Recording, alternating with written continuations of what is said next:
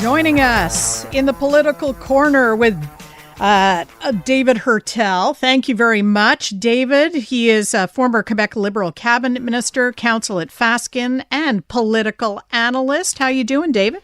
Doing great, Trudy. How are you? I'm absolutely fine. I do have a question, though. When we sit in the political corner, are our faces against the wall? Like, back in the day, if we were being disciplined by our folks, we'd have to sit in the corner? No? No? Your folks never made you do that? Go stand in the corner? Yeah, no. I think I still hold a record in certain schools, in certain classes, for the longest time in the corner. Gotcha. All right. I want to kick off the political corner with a discussion about the Conservatives' choice in Jean Talon riding. And just briefly, here are my thoughts about it. They have high hopes in Jean Talon. It's in the Quebec City region. The Conservatives have been making hay over the cancellation of the private car option for that tunnel. That it was a real black eye for the Legault government when it was decided, oh no, only public transit through the tunnel and so on.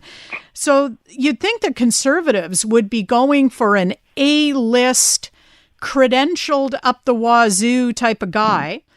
But they're going with a rather young man, and I don't want to slag him because he's young. I'm glad he's got energy. Sure. His name is Jesse Robitaille. He moved to Quebec 6 years ago, brought up out west. Is it? And I have to tell you, my knee-jerk reaction was: is this the best they could do in Jean Talon riding? I really think it is, Trudy, because I think there are two factors at play here. One, Jean Talon, you're right in saying that the Conservative Party of Quebec, let's face it, the base, the political base they do have, you're right to point it out, is the Quebec City region. But when you look at Jean Talon is one of the more affluent ridings in Quebec City proper.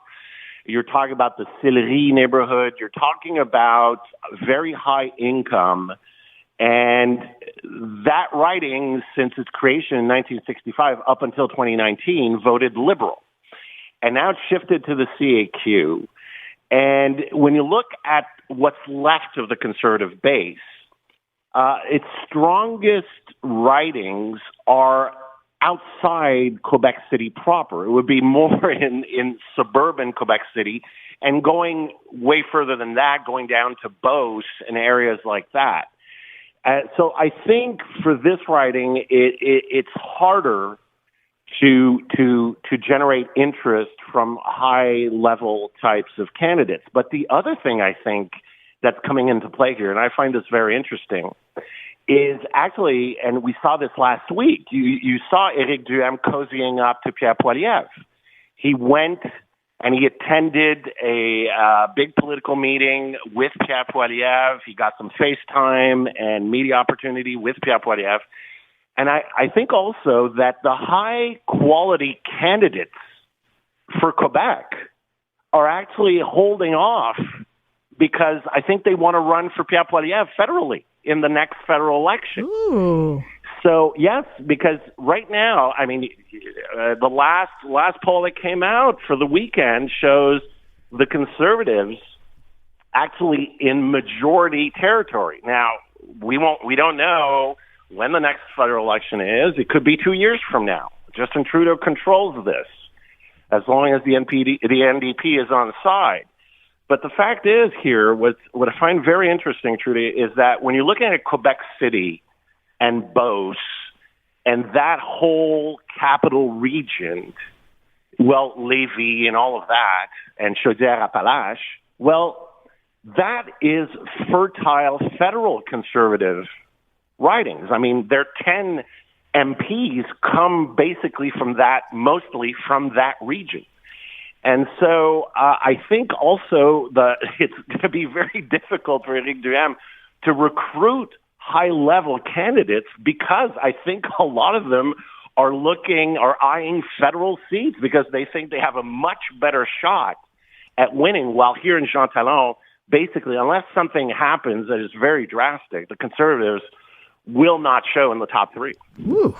All right. Brave prediction from David Heurtel. Interesting. All right. Let's shift gears a bit. I want to talk about that Le Devoir conversation about the Montreal dream and how expensive it would actually be and whether it's at all attainable for a lot of Montrealers. Having consulted its readers, what is the Montreal dream? Well, a spouse, a partner of some type, a home here in Montreal, a chalet out of the city, 2 kids, a dog, an electric car, et cetera, et cetera, et cetera. You would need to be earning $220,000 to $230,000 a year in order to attain it, according to the number crunching. Do you think that is an accurate portrayal? And do you think the estimate of income is accurate for that? I don't think it's an accurate portrayal at all, Trudy, because first of all, you have to think about it. This says more about who's reading Le Devoir right now than anything else. I think we're talking about very affluent francophone baby boomers who have maybe lost touch of what life is when you're starting off, when you're trying to start a family, et cetera, et cetera. I don't know anybody under the age of 40 who has, for priority, having a cottage up north or in the townships. And $230,000 right now is not even close to the reality. So, the Le Devoir, let's face it, it was once a leading intellectual paper.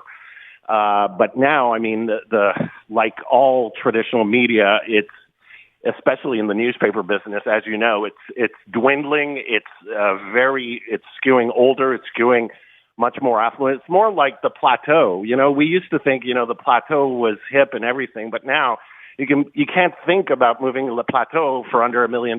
And I think what it says is that there are two types of Montreal. There's a Montreal for the very wealthy and the very affluent, which skews older, and who are pushing an agenda that is, I would say, caviar left.